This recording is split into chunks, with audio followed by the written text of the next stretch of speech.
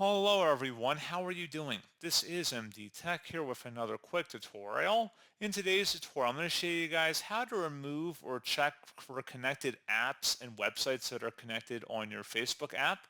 So this will apply for iOS and Android devices running the Facebook application. And without further ado, let's go ahead and jump straight into it. So all you have to do is open up the Facebook app and select your profile icon in the top right corner. Go down and find Settings and Privacy and select that. Underneath Settings and Privacy, select the Settings button, and then scroll down underneath where it says Your Activity, select Apps and Websites. So if you have any websites in here that are currently being shared, you can see them in here if there's anything to be reviewed. You can also select View Removed Apps and Websites to see if there's anything listed on here, and you could view kind of a sort of archive of that. If any were listed in here, you could easily remove them or delete them over here on the side, and that is all you would have to do.